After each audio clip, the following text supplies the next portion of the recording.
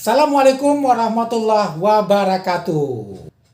Ada pengajian pada saat acara arisan keluarga Mawardi di Rawamangun, Jakarta Timur, yang disampaikan oleh Ustadz Johari.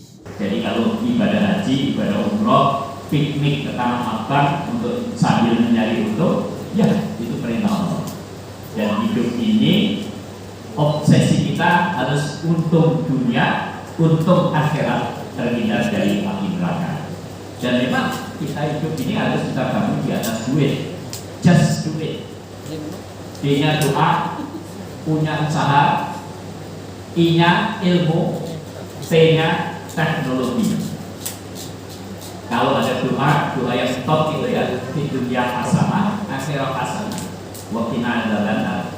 Surat 2 ayat 201. Jadi surat 2 ayat 200 itu menjelaskan selesai ibadah haji, tapi gaya hidupnya masih beda. Hanya orientasinya pada kehidupan dunia saja. Dia nggak takut kehidupan akhirat. Bapak Ibu sekalian, ini kita case tadi, studi kasus. Kemudian di surat 2 ayat 201, wa minhum may yaqulu rabbana atina fid dunya hasanah wa fil akhirati hasanah wa qina adzabannar. Dan di antara mereka orang-orang yang setelah selesai ibadah haji, doanya, obsesinya, duitnya, minta kehidupan dunia yang baik, di akhirat memetik kebaikan yang ditanam di dunia ini. Apa yang dikantongi dibawa pulang ke rumah itu harus halalan thayyiban, seperti mas kawin yang kita berikan pertama kali kepada istri kita. Sodukoh tihinane bulan. Jadi mas kawin itu simbol nafkah. Sodukoh itu dari kata sodakoh, itu diberikan kepada istri sesuatu yang benar, nehlah, sesuatu yang bersih, jernih, murni, sebersih, sejernih, semurni apa yang dibawa pulang oleh lebah dari alam bawa ke sang kalian. Maka dari itu produksi lebah betina yang ada di sarang lebah itu adalah produk yang paling top, bersih, jernih, murni, yaitu madu.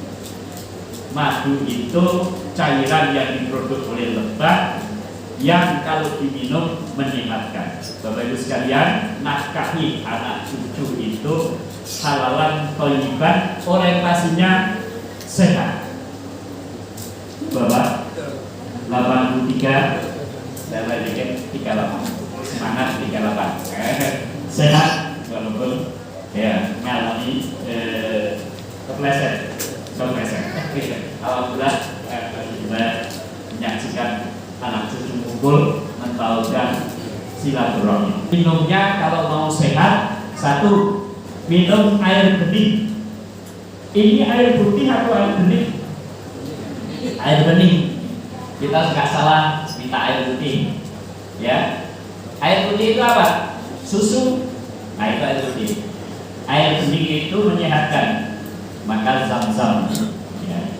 Terus air bening yang steril langsung kita keluarkan, langsung kita minum air kelapa. Nah, kelapa Pinagari masih ada, ya, liur melambai-lambai itu dari pantai itu kan penuh dengan kelapa. Itu airnya. Nah, yang ketiga minumnya air, yang pertama air bening, air putih, yang ketiga jus buah, air buah. Kemudian yang keempat minum airnya apa yang diproduk oleh madu, oleh tawon, oleh lebah, yaitu madu. Kemudian banyak makan ikan, makan ikan gede dari apa itu, danau Maninjau, sekarang ikan gede ya, sekarang. Sak tulang-tulangnya biar apa? Tulangnya kuat. Makanya insya Allah kalau Minangkabau itu banyak makan ikan gede, kalsiumnya terpenuhi dengan bagus. Dan serenceng ayat Allah firmankan supaya manusia itu banyak mengkonsumsi ikan. Ya, kan? Itu di surat 16 ayat 14 itu tentang ikan. Tapi apa? Orientasinya bagaimana aku makan minum sehat. Orang sakit itu satu, kebanyakan makan, makanya kolesterol tinggi, darah tinggi. Nah, itu kebanyakan makan. Yang kedua, kurang makan. Nah, berarti kurang makan bisa sakit. Yang ketiga, salah makan, mencret. Nah, itu salah makan. Geragas sih, mangga baru kecil sudah dipetik, bikin sambal yang paling pedas. Wah, enak Pak. Gitu. Nah, ini Pak. Yang keempat, karena radiasi pengaruh alam. Yang kelima, orang sakit itu faktor ya, usia, faktor umur. Makanya umur 83 itu apa? Syukurnya kenceng, lebih tinggi. Alhamdulillah, 83 masih menyaksikan anak cucu berkumpul. Dan subhanallah, kita ingat kembali surat 4 ayat 1. Itu Allah ciptakan manusia ini seorang diri. Kemudian Allah ciptakan pasangannya, yaitu Hawa. Setelah itu apa? Langkah ketiga yang Allah lakukan kepada hambanya, menikahkan Adam dan Hawa. Jadi nikah itu adalah peradaban manusia yang paling awal. Dan kita Bapak Ibu sekalian, kalau sudah bisa menikahkan anak gadis, berarti itu melaksanakan sunatullah. Bukan hanya melaksanakan sunnah Rasul, tapi nikah itu sebetulnya hakikatnya adalah sunatullah, pekerjaannya Allah. Kemudian hambanya disuruh meneruskan. Alhamdulillah, lahir laki-laki dan perempuan yang banyak. Apa yang diperintahkan Allah, wattaqullah, takwalah kepada Allah. Wa tasa'aluna bihi wal arham, tahukan hubungan silaturahim, kasih sayang. Seperti kasih sayangnya ibu ketika mengandung kita. Makanya oleh Allah, apa itu? Zat Allah, sifat Allah yang dikenalkan kepada hambanya itu kepada hamba khusus, yaitu kaum ibu yang punya rahim. Bapak nggak punya rahim, yang punya rahim adalah ibu. Maka kasih sayangnya ibu ketika janin telah umur 120 hari, doanya Rabbi habli minas sholihin, ya Allah berikanlah kepada kami anak yang soleh. Menjadi penting kita bisa memahami surat 7 ayat 189. Itu doanya temanten baru, ya, doa temanten baru. Doa temanten lawas juga belum bisa, ya. Coba mungkin ada yang punya teknologi HP-nya di itu ada surat 7 ayat 189, ya. Doanya temanten baru supaya dikasih anak yang sempurna, ya, anak yang sempurna. Surat 7 ayat 189.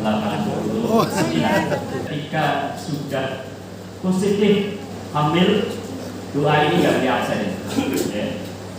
Ya, lain Rabbana lain ataitana sholihan lanakunanna minasyakirin. Ya Allah, kiranya berikanlah kepada kami keturunan yang sempurna. Sempurna, jadi mintanya. Insya Allah kami termasuk golongan yang bersyukur. Nah, itu doa kemanten baru. Nah, kemudian ada tradisi masyarakat kita, ada acara apa itu, membaca doa ketika kandungan umur 4 bulan, ada 4 bulanan. Kemudian ada aktivitas doa umur 7 bulanan, karena ketika masa merasa berat, bertambah berat, mereka berdua berdoa itu tadi, surat 7 ayat 189. Jadi kalau ada acara 4 bulanan, itu janin ditiupi ruh ditiupkan ke jalur janin. Apa nek yang dirasakan pada umur kandungan umur 4 bulan? Bergerak. Subhanallah.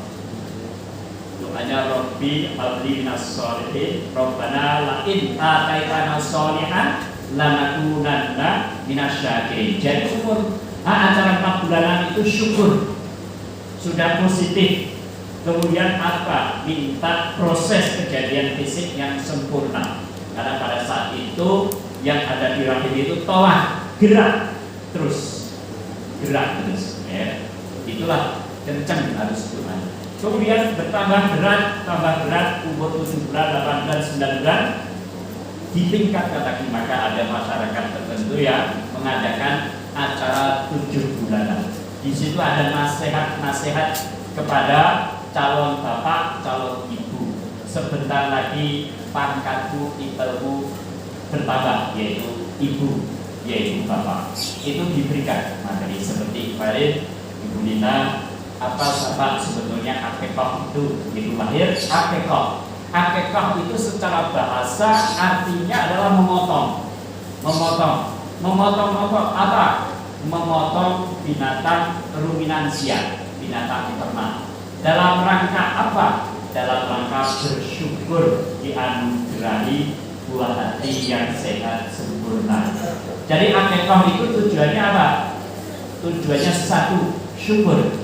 Maka surat 7:189 menjadi penting itu selalu dibaca. Yang kedua, akekah itu tujuannya adalah ta'aruf, mengenalkan bahwa warga kita, saudara kita, keturunan kita tambah satu.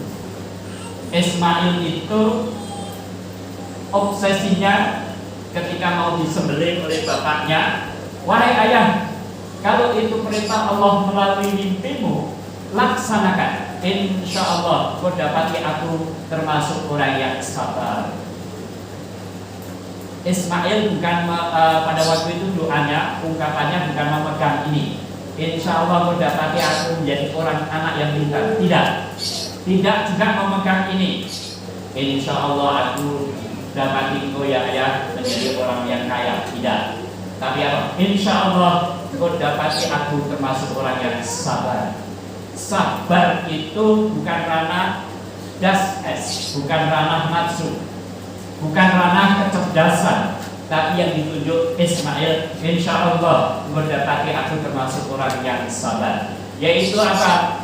Yang ditonjolkan Ismail bukan kepintaran, bukan kekayaan, bukan kegendutan, tapi yang ditonjolkan Ismail adalah ranah ISQ, Intelligentsia Spiritual Question. Umur 13 tahun, Hajar itu bisa tertawa pada saat menangis. Pada waktu mendengar bahwa Ismail mau disembelih, dia nangis, menjerit.